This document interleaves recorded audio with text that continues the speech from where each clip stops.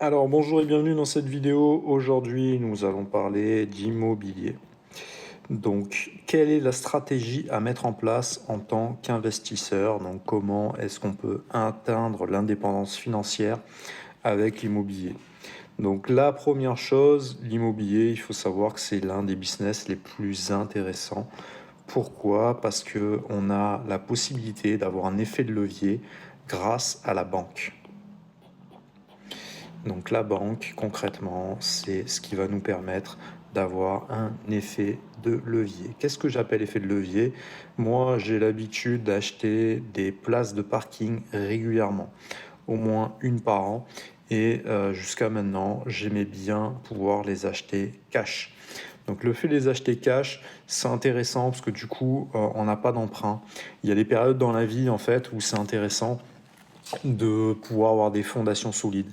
Et ces fondations solides, c'est le fait d'acheter sa résidence principale, donc ça c'est fait pour ma part, et d'investir également dans un fonds de sécurité. Donc qu'est-ce que j'appelle un fonds de sécurité? C'est-à-dire que par rapport à mon activité, moi j'ai la possibilité d'épargner quasiment tous mes revenus. Alors bon, moi je suis pas salarié, je suis entrepreneur et du coup mes revenus viennent de mon activité principale qui est mon métier d'agent immobilier et donc je peux épargner donc l'intégralité quasiment parce que j'ai d'autres petits business en automatique à côté, épargner mes commissions. Donc, par exemple, j'ai une commission. Alors, c'est des revenus qui ne sont pas réguliers, hein, comme ça peut l'être avec un salarié classique. L'immobilier, c'est un process long terme. Hein, c'est environ 6 mois entre le moment où vous rencontrez le vendeur et le moment où vous faites la vente. Mais les commissions, ça peut être, je sais pas, moi, ça peut être concrètement plus 1500 euros. Ça peut être plus 4000 euros. Ça peut être plus 7000 euros. Voilà, c'est quand même des grosses sommes. Et ça, moi, tout ça, je vais l'épargner. Je vais mettre ça sur un compte. Donc, en ce moment, ce qui est le plus intéressant, c'est compte crypto. Donc, la crypto-monnaie, l'avantage, c'est que vous allez pouvoir stacker, immobiliser cette crypto qui va prendre de la valeur dans le temps. Donc, évidemment, ça va fluctuer, hein, ça va pas faire que monter, hein, mais grossièrement, voilà, ça va quand même tirer le truc vers le haut. Et une fois que vous l'avez acheté, le truc, c'est qu'il faut la mettre de côté pour avoir un rendement. Donc ces rendements, vous pouvez les avoir sur les stablecoins, avoir entre 6 et 10%. Après, il y a des trucs un peu plus, on va dire, risqués qui peuvent aller jusqu'à 20%, voire plus. Mais voilà, moi, ça, c'est indexé par exemple sur le cours du dollar. C'est des stablecoins. Si vous avez de l'Ethereum ou du Bitcoin, vous prenez pas de risque. Voilà, ça va être ascendant tout le temps. Donc en gros, perspective d'avoir une crypto qui augmente en valeur, possibilité d'avoir un rendement très intéressant. Voilà, je sais pas où vous pouvez avoir 6 ou 10% dans des banques classiques, c'est impossible. En tout cas sur les trucs qui sont sécurisés à 100%, voilà, il n'y a rien de mieux. Et ça vous permet d'avoir un fonds de sécurité. Donc ce fonds de sécurité-là, hop, ça va vous permettre d'avoir par exemple 10 000 euros, entre 10 et 20 000 euros, on va dire. Je mets entre 10 et 15 pour ma part. Mais en tout cas, voilà, si vous avez besoin d'un petit coup dur, si vous entreprenez, etc., que vous avez besoin, il y a des moments où on a besoin de trésorerie, vous allez pouvoir piocher dans cette trésorerie concrètement à tout moment. Donc vous serez jamais stressé parce que vous avez ce fonds de roulement. Donc parfois c'est intéressant d'acheter cash les biens pour ne pas être endetté et pour pouvoir épargner davantage. Et d'avoir des fondations solides qui vous permettent d'épargner une grosse partie de vos revenus. Donc ça c'est intéressant. Mais une fois que vous avez obtenu ce résultat, donc ça dépend des gens, hein. Moi, j'ai fait de l'achat-revente pour en arriver là. J'ai fait des travaux sur des biens que j'ai achetés en résidence principale. J'ai pas été taxé sur la plus-value. J'ai pu gagner pas mal d'argent de ce côté. Et donc, moi, j'ai pu avoir des fondations. Ça, c'est mes fondations, voilà, qui sont extrêmement solides. Vous voyez, au niveau du sol, tac, tac, tac. Voilà, concrètement, j'ai bétonné un maximum. Dessus, après, je peux construire, hop, des immeubles solides par-dessus.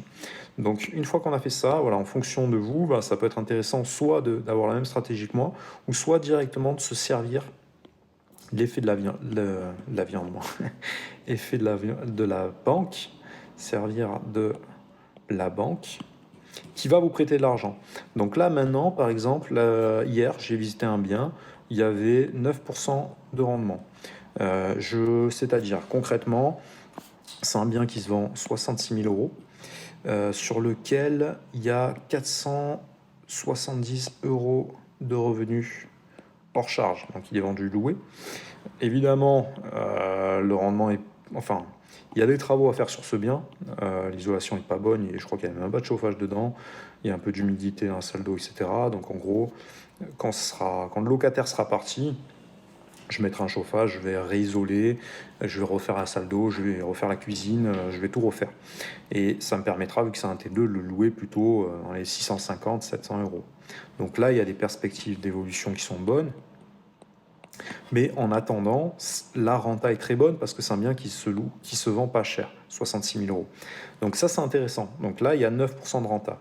Concrètement, le bien, je ne vais pas le payer, je n'ai pas 66 000 euros de côté. Donc qu'est-ce que je vais faire? Je vais mettre juste l'apport frais de notaire. Donc maintenant, les banques, ils demandent un petit peu plus, mais moi, comme j'ai pas de crédit du tout, jusqu'à maintenant, j'ai vendu... enfin bref, j'ai pas de crédit actuellement. Et du coup, je vais mettre genre 5 000 euros. Et 5 000 euros, où est-ce que je vais les chercher? Je vais les chercher dans ces 10-15. Et vu que j'ai des commissions régulières, et ben, les 5 000 euros, je vais avoir de nouveau 5 000 euros dans 3 mois. Parce que ça, il va falloir les avoir, les fonds, dans les 2-3 mois. Donc concrètement, voilà, une fois que vous êtes créé votre système, vous pouvez lever de la banque et vous pouvez saisir des opportunités. Donc qu'est-ce qu'il va falloir? C'est générer ensuite des contacts. Donc vous faites j'ai fait des vidéos là-dessus déjà. Vous faites un petit tableau Excel, vous mettez des agences, vous mettez les numéros de téléphone des personnes qui vous suivent, le mail à l'intérieur et vous mettez la date à laquelle vous les avez relancés. Ils vont vous créer des alertes. Alors c'est intéressant d'aller dans les grandes agences, les indépendants, etc.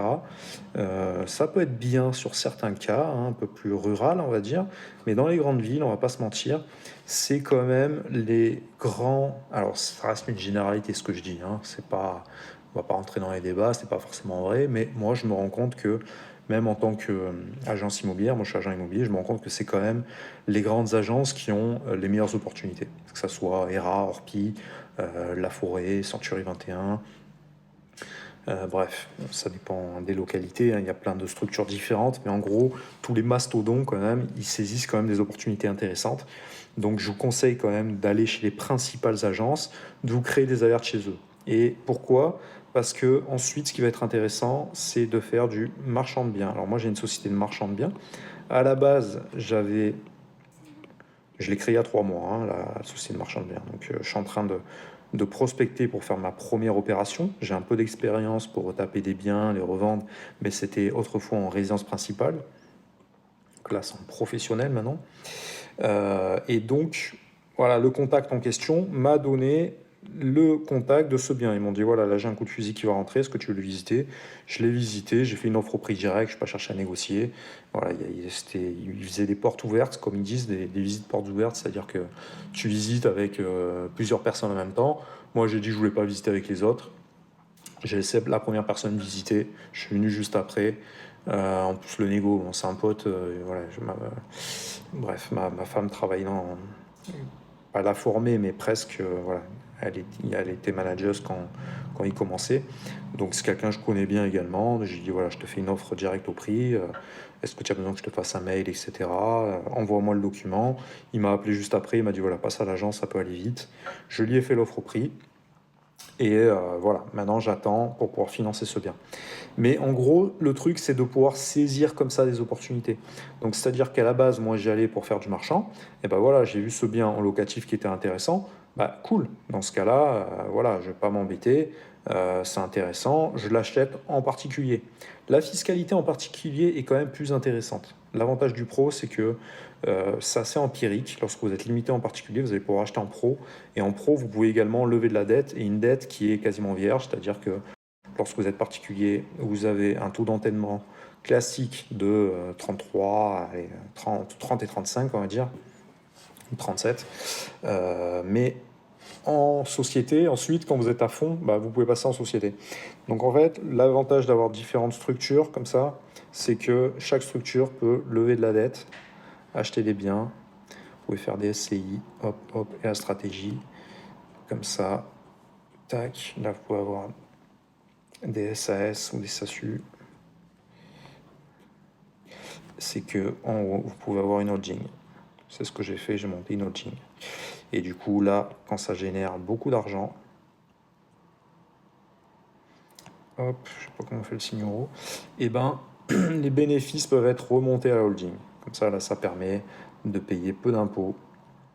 Je mets 0 €, mais le but, c'est que on ait un équilibre pour pas être trop taxé sur la SAS, parce que sur ce genre de structure, lorsqu'on récupère les fonds, on est énormément taxé, tandis que là, hop, je peux remonter tous les bénéfices plus ou moins gratuitement sur ma holding.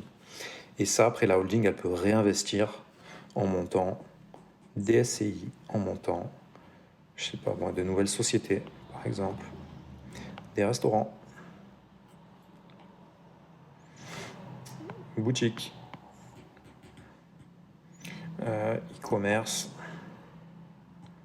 ou physique, etc. Donc voilà un peu la stratégie que vous devez mettre en place.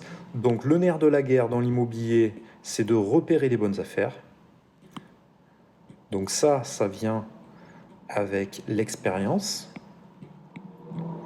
Donc là, il faut se former. Je vous invite à suivre ma formation dédiée sur l'immobilier. Donc vous avez celle sur le métier d'agent immobilier qui vous permet d'avoir, on va dire, un bagage, une expérience comme un agent immobilier. Donc c'est fait pour former moi mes négos en interne. Donc c'est quelque chose de très poussé. Donc vous aurez toutes les ficelles d'un vrai agent immobilier. Donc l'agent immobilier, lui, qu'est-ce qu'il fait? Ben, pareil, son but c'est de repérer les bonnes affaires pour ses clients, entre guillemets. Donc il y a des techniques de prospection qui sont très abouties. C'est le plus gros du travail d'un agent immobilier, c'est quand même d'aller chercher des biens. Et quand on est investisseur, c'est exactement la même chose. Donc nous, à la fin, on finit par développer une expérience qui nous permet de repérer les bonnes affaires. Quand je vous parlais de l'appartement à 66K, celui-ci, il était sur une zone de préemption renforcée.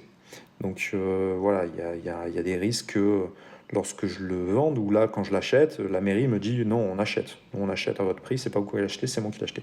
Donc c'est des trucs qui peuvent faire peur, mais forcément quand nous on est déjà agent immobilier, quand on a déjà de l'expérience et quand c'est repéré les bonnes affaires, on sait que c'est pas si grave que ça. C'est pas gênant plus que ça. Moi je veux pas le revendre, de toute façon c'est du locatif. Si je le revends un jour, je vais quand même gagner de l'argent.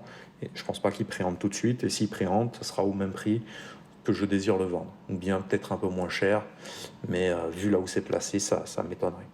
Et c'est un petit T2, quoi, c'est pas gênant. C'est un immeuble de 2 lots, donc voilà, entouré de plein d'autres logements, donc il n'y a pas de souci.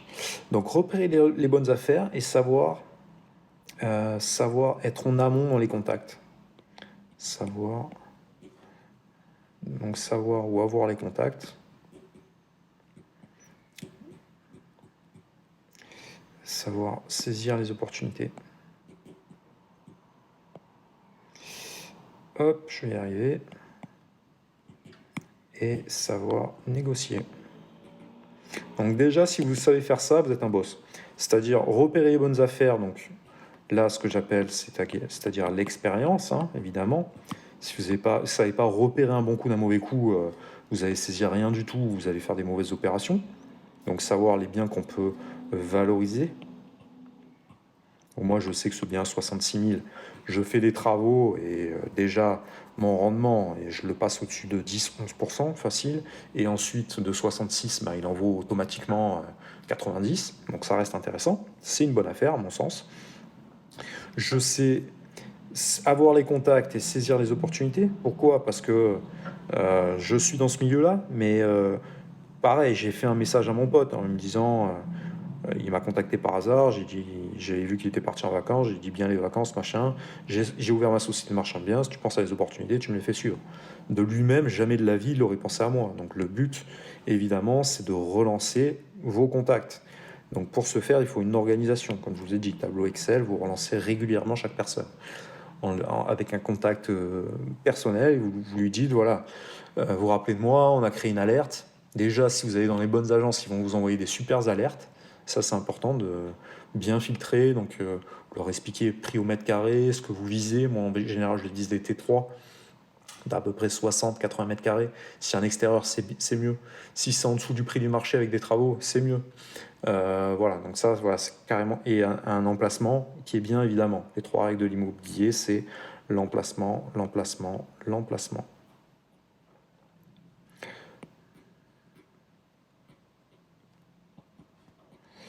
Hop, voilà, c'est un vieux dicton, c'est les boss à l'ancienne, c'est ce qu'ils disaient.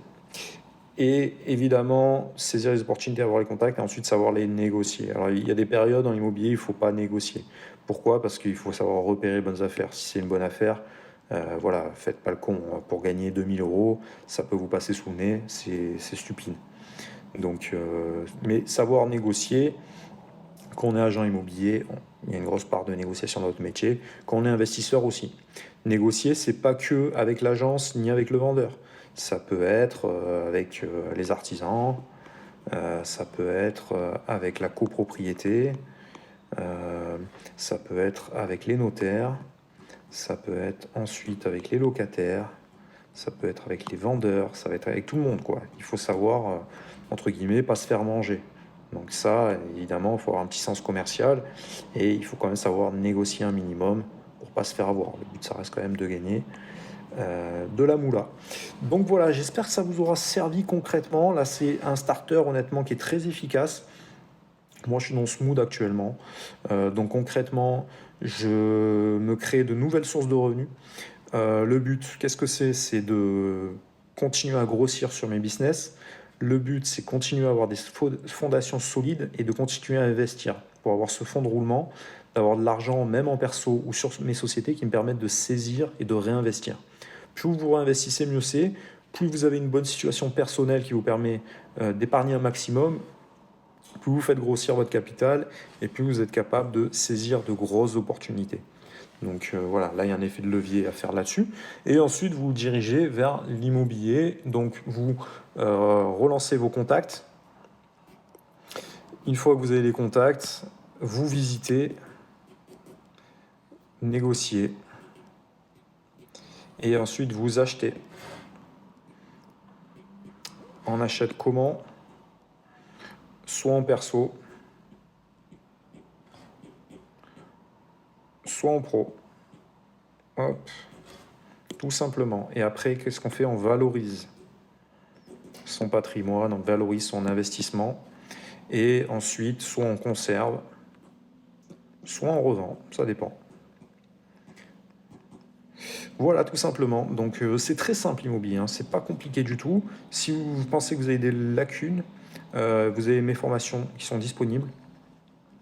Je voudrais insister sur le fait que le plus important lorsqu'on entreprend, même de manière dans la vie, c'est de tuer ses pensées limitantes. Donc ça, on en a tous. Tous, tous, tous, tous, tous. C'est pas pour rien qu'il y a des grands, tous les grands dirigeants, tous les acteurs, toutes les grandes personnes de ce monde, elles se font coacher. Pourquoi? Parce que en fait, on doit lutter contre ses propres pensées, en fait. Et on a tous des pensées qui peuvent être contre soi. On a tous des pensées qui peuvent être négatives, ça vient de notre entourage, ça vient de notre enfance, ça vient de notre éducation, etc. etc. Donc tout n'est pas positif et tout le monde ne veut pas votre bien. Et de ce fait, vous avez tendance à avoir un cerveau qui est un peu embrouillé avec des pensées de personnes qui vont vous dire c'est pas possible, etc. On peut pas y arriver, machin truc. Des personnes qui sont elles-mêmes limitées, qui ont certains blocages. Et nous, pourquoi est-ce qu'on veut coacher, se former? C'est pour justement faire sauter ces verrous, dépasser des personnes qui peuvent vous mettre des blocages et avoir une vision encore plus large et plus large et plus large. Et le fait de coacher, de se faire coacher, ça permet d'ouvrir son raisonnement. C'est ce qui est intéressant sur ce genre de vidéo, par exemple, je vous partage. Et par exemple, le fait d'échanger avec des personnes qui ont plus d'expérience que vous, qui ont eu des résultats que vous n'avez pas eu encore, ça vous permet de voir que c'est possible. Et ça vous permet de mettre une méthodologie en place pour pouvoir y arriver. Donc quand je vous dis concrètement, tableau Excel, on relance des contacts, on appelle les agences, on les réappelle, on les reappelle, c'est pas pour rien, il faut être proactif. Les bons coups, elles vont pas tomber comme ça. Et évidemment, l'agent immobilier, lorsqu'il a un coup de fusil, Voilà, le bien, moi, je savais qu'il était vendu dans la nuit. Quand je le sais, bah, je suis agent immobilier. Je sais que quand j'ai un bon coup, bah, il est vendu dans la journée. Et je sais qu'il va y avoir... comment ça se passe en fait? Tu rentres un bon coup, tu vas être harcelé. Premier jour, tu vas avoir 15 appels. Sur les 15 appels, même plus, allez, on va dire 20 appels. Hop, sur les 20 appels, tu vas pouvoir en traiter 10. Les autres, ils vont passer à la trappe, tu n'auras pas le temps de les rappeler, ils vont te laisser des messages répondeurs, ils vont pas donner leur nom. Bon, voilà, c'est des gens qui sont un peu farfelus, etc. Ou les projets sont pas viables, voilà, ou tout simplement, tu n'as pas eu le temps de les avoir au téléphone. Et sur les 10 appels, tu vas en renseigner 10. Il y en a les 5 plus chauds qui vont visiter. Et sur les 5, tu vas en avoir allez, au moins 3 qui vont faire des offres. Offre au prix ou offre. Quand il y a 3 offres, c'est que forcément, dans les 3, il y a toujours une ou 2 offres au prix, hein, c'est sûr. Mais bref, l'agent immobilier, qu'est-ce qu'il va faire? Il va étudier tout ça. Il va prendre le meilleur dossier. Et basta, il va passer à autre chose. Il ne croit pas qu'il va continuer à faire... chaque jour, il va avoir encore 20 appels. Je ne crois pas qu'il va faire ce processus chaque fois. À la fin, il va se retrouver étudier. Il ne va pas étudier 50 dossiers, quoi. C'est ridicule. Donc voilà, il en a 3 de bons. Il prend le meilleur des 3 et basta, quoi. Donc c'est comme ça que ça se passe. Donc c'est pour ça qu'il faut être très actif. Et en fait, l'agent immobilier en question, même si c'est ton pote, là par exemple c'était mon pote, c'est pas pour ça qu'il aurait pensé à moi. Et au bout d'un moment, il n'a pas que ça à faire que penser à moi. Lui, il est déjà harcelé de tous les côtés. Donc si moi je le relance pas, et c'est pas là où il va penser à moi. Naturellement, il y a un processus classique qui se met en place. Offre sur Internet, enfin, tu vois, il y a une annonce, c'est diffusé sur des portails, et après les gens, ils appellent. Je sais pas dessiner un téléphone, mais je vais faire un truc comme ça, tac, tac, tac, tac, tac. Et là, ça sonne, ça sonne, ça sonne, ça sonne. Et il faut traiter ça, il faut traiter l'urgence. Et t'as un feu là, tu vois, il faut l'arroser le feu, il faut l'éteindre. Donc c'est comme ça que ça marche. Et le mec, il n'a pas le temps de se dire ah oui, mais tu te rappelles la semaine dernière, machin. Et puis en plus, parfois avec les amis, c'est encore plus compliqué. Et voilà. Donc quand quand il y a une personne extérieure, on a moins de mal à lui dire non, non, non, c'est comme si c'est comme ça. C'est plus simple à cadrer. Donc naturellement, ils vont pas penser à vous. Donc c'est pour ça que vous devez vous organiser. Voilà. Donc déjà, la première chose, c'est tuer ses pensées limitantes. Pour déjà que vous dites que c'est possible. Une fois que vous avez parlé avec quelqu'un qui va vous dire oui c'est possible concrètement, machin, etc. Là vous allez vous dire yes, je passe à l'action. Et ensuite, comment je passe à l'action? Il faut que je m'organise. Donc stratégie. Stratégie, méthode. Qu'est-ce que c'est un professionnel? C'est quelqu'un qui a des outils et quelqu'un qui a une méthode. Ça, c'est un pro. Voilà. Si vous avez les deux, vous êtes un pro également. Vous êtes aussi pro qu'un pro qui est déjà agent immobilier, qui est déjà installé dans le game depuis X années. Donc c'est ça qu'il faut mettre en place, tout simplement. Et répéter, quel que soit votre business, vous avez juste à répéter ces tâches-là. Donc ça, c'est propre à l'immobilier. Ouais, c'est propre à l'immobilier. J'ai encore plein de choses à vous dire, mais je ne veux pas vous embrouiller, ça fait déjà assez de contenu. Donc j'espère que ça vous aura aidé. L'avantage de l'immobilier, c'est l'effet de levier, concrètement. C'est-à-dire que vous n'avez pas besoin d'avoir 100% de la somme. En général, ils vous demandent des frais notaires, donc si vous avez déjà 8%, c'est bien. Voilà. Et ensuite, le reste des 80... Enfin, il y a les frais de notaire à payer. Donc ça, 8%, c'est les frais de notaire. Hop. Et les 100% restants, on va dire que la somme à financer, pour mon cas, les 66K, c'est le locataire qui va les payer. C'est pas moi. Moi, le bien est déjà loué. C'est très bien comme ça. Ça me ramène un rendement. Je vais rembourser, je sais pas moi, 250 € à la banque et je vais avoir 450 € qui rentrent dans ma poche. Donc je vais avoir un delta de 200 €. Ça, c'est mon cash flow. Donc cette opération, elle va me rapporter 200 balles par mois. Pour obtenir ces 200 balles par mois, il aurait fallu que j'achète 2 parkings. Ce que j'ai l'habitude d'acheter, c'est à peu près 20 000 euros. Il y a les frais de notaire de 1 500 à rajouter, donc ça fait à peu près 25 000 euros. Donc il aurait fallu que je sorte de ma poche 50K pour pouvoir obtenir ces 200 euros. C'est grossier ce que je vous dis, mais ça vous donne une image. Tandis que là, j'investis uniquement les frais de notaire, c'est-à-dire dans ce cas-là précis, 5 000 euros. Donc je sors 5 000 euros au lieu d'en sortir 50. Vous comprenez ou pas? Vous voyez pourquoi c'est puissant? Vous voyez pourquoi il n'y a aucun autre business qui vous permet de faire ça? Donc ça, c'est l'avantage de l'immobilier. C'est l'investissement. Et c'est la renta. La renta, pour ce bien-là, elle était presque de 9%. C'est énorme. C'est intéressant, pardon. C'est pas énorme, forcément. Mais c'est très intéressant. Il y a d'autres business qui nous permettent d'atteindre ce genre de truc. Mais là, il y a quasiment en termes d'effort, l'effort, il est de 0. Voilà, donc il n'y a pas grand-chose à faire. Le mien, il est déjà loué. Donc je ne vais pas m'embêter la vie, quoi. Après, c'est les notaires qui bossent, etc. Moi, je prends la succession, je récupère le bail, il reste 2 ans de bail, tout va bien. Après, le locataire, il se barre, je fais mes travaux et je loue encore plus cher. Donc voilà, la vie est belle. C'est pour ça que l'immobilier, c'est extrêmement puissant. Vous devez vous former à l'immobilier. Donc ça, c'est l'investissement locatif. Mon objectif, moi, c'est un investissement par an. Comment est-ce qu'on fait? Ben, on met de l'argent de côté, hein, on se refait ses fondations, c'est 10-15 000. Et l'année prochaine, je retourne voir ma banque, hein, je relance mes contacts pour du marchand.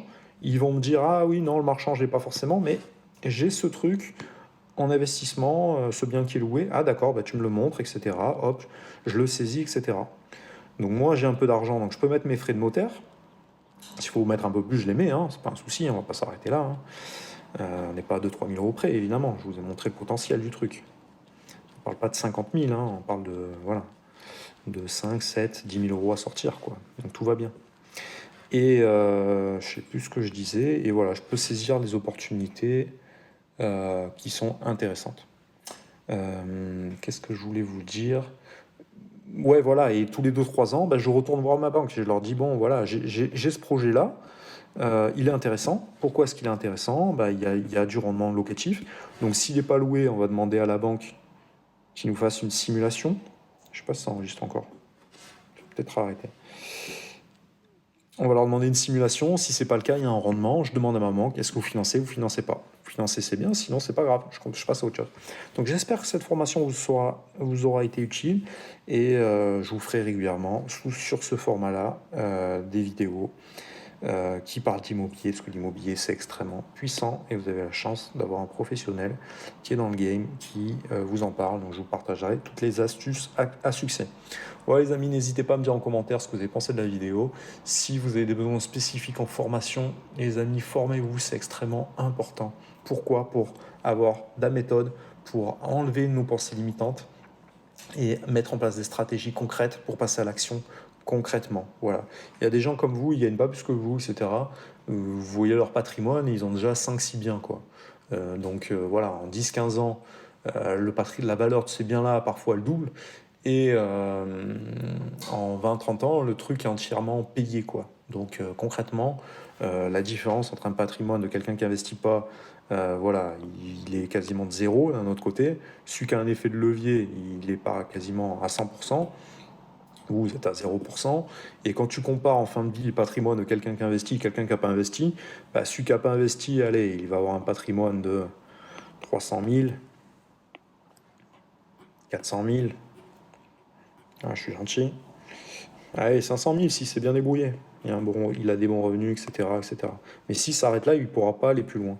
Tandis que celui qui a investi, qui a fait ça naturellement, plus qui a eu l'effet de levier, bah, tu regardes son patrimoine, il est à 600 000. Il est à 800 000. Il est à plus d'1 million d'euros. Donc concrètement, ça fait 1 fois 2 entre ces deux situations. Celui qui n'a rien fait, qui s'est dit ah non, c'est du stress d'investir, etc. Et celui qui a mis en place des stratégies. Son capital, il a doublé à la fin de sa vie. Donc c'est extrêmement important. Ensuite, il y a des stratégies évidemment pour atteindre l'indépendance financière, pour être à la retraite. Par exemple, je parlais avec un ami avec qui je vais monter une autre société de marchand de biens pour m'associer avec lui. Lui, il a 33 ans, son but, c'est à 35 ans, d'être à 100% cette société et d'être entier à partir de ce moment-là. Donc voilà, l'objectif, c'est d'être rentier avant 40 ans. Donc ça, c'est un truc qu'on peut atteindre également avec l'immobilier. Donc c'est pour ça que moi, mon but, c'est d'avoir un investissement minimum en locatif par an. Franchement, c'est easy. Pas compliqué du tout. Pas du tout, du tout. En termes de travail, ça m'a demandé une journée de travail. Même pas.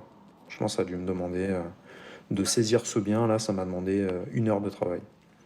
À la fin du process, quand je l'aurai acheté, j'aurais peut-être travaillé une vraie journée dessus. Allez, on va dire 2 journées. Ou 3. Allez, 3. Donc voilà, honnêtement. Et ce bien sera autofinancé dans 20 ans. Donc pour 2 jours de travail, qui vont se transformer en 1 mois de travail, hein, on va pas se mentir. Après, il y aura un peu de taf à faire. Hein. Ou 2, allez, 6, on va dire 6 mois en tout. Et ben, ce patrimoine, il va me rapporter plus 100 000 euros. Voilà les amis, je pense que vous comprenez à quel point c'est puissant. Donc go, go, go, passez à l'action concrètement. Voilà, c'est pas, il n'y a rien de plus puissant que le savoir et l'information de nos jours, à l'époque dans laquelle nous vivons. Ça fait toute la différence. Très bonne journée les amis, à bientôt pour de prochaines vidéos. Ciao ciao.